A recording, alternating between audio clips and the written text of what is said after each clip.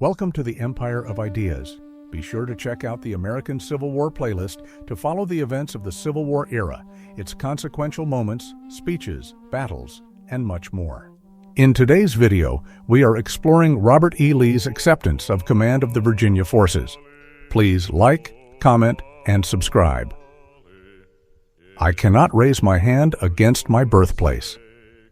Robert E. Lee accepts command of Virginia's forces, April 1861. The spring of 1861 found the American Union cracking under the weight of decades-long tension, sectional divisions, constitutional debates, slavery, and sovereignty.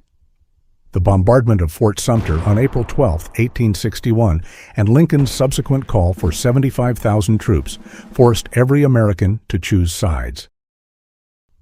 For Colonel Robert Edward Lee, a 54-year-old Virginian and distinguished officer in the United States Army, the choice would come with honor and heartbreak.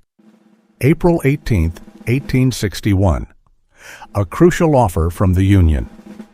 On April 18th, as tensions exploded into open war, Francis Preston Blair, Sr., a powerful political insider and advisor to President Lincoln, summoned Lee to a private meeting in Washington. Blair came with a momentous offer from Lincoln himself, command of the entire Union Army. Lee later recalled, "I declined the offer. I could not raise my hand against my relatives, my children, my home." Lee was not impulsive. He had served with distinction in the Mexican-American War, had been commandant of West Point, and was considered one of the most brilliant officers in the Army. But he was also a Virginian first, and Virginia was then deliberating secession. That same evening, Lee met privately with General Winfield Scott, his old mentor and commanding officer. Scott, a fellow Virginian but staunch Unionist, reportedly told Lee, "You have made the greatest mistake of your life." Lee replied with deep emotion, "I am compelled to. I cannot consult my own feelings in this matter." April 20th, 1861. Resignation from the U.S. Army. 2 days after the offer on April 20th, Lee resigned his commission in the United States Army. His resignation letter to Secretary of War Simon Cameron read, "Sir, I have the honor to tender the resignation of my commission as Colonel of the 1st Regiment of Cavalry. Very respectfully, your obedient servant, R. E. Lee." Lee sent a more personal letter to General Scott the same day. "Save in the defense of my native state, I never desire again to draw my sword." His resignation came just 3 days after Virginia formally passed its ordinance of secession on April 17th, though subject to a popular vote in May. Despite his sorrow at leaving the U.S. Army, Lee could not reconcile fighting against Virginia, whose soil he considered sacred. April 22nd to 23rd, 1861. Appointed commander of Virginia's forces. On April 22nd, the Virginia Secession Convention and the Virginia Governor John Letcher moved swiftly to appoint Lee commander of the Provisional Army of Virginia. He was to organize and lead the defense of the state in the face of looming federal occupation. On April 23rd, at the Virginia State Capitol in Richmond, Lee was formally presented with his commission. The scene was somber and ceremonial. President of the convention, John Janney, a moderate Whig who had originally hoped Lee would lead Virginia's defense within the Union, now placed the responsibility of the Commonwealth in Lee's hands. Janney said, "Sir, we meet under circumstances of great embarrassment and anxiety. We look to you, sir, as Virginia's son, and we commit to your keeping the defense of her soil and her honor." Lee responded with characteristic restraint. "Mr. President and gentlemen of the convention, profoundly impressed with the solemnity of the occasion, I accept the position assigned me by your partiality. Trusting to Almighty God, an approving conscience, and the aid of my fellow citizens, I devote myself to the service of my native state."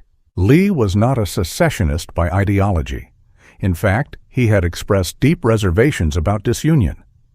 In a letter to his son Custis Lee in January 1861, he wrote, "Secession is nothing but revolution. Still, a union that can only be maintained by swords and bayonets has no charm for me.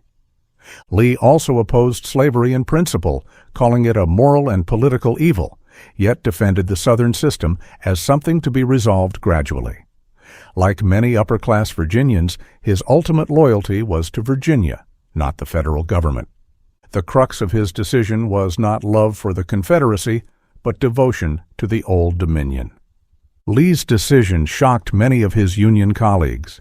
General Scott was deeply wounded. Others in Washington saw it as a betrayal. Secretary of the Navy Gideon Welles lamented, "Lee, who had won our admiration, has now thrown his sword into the scale of rebellion."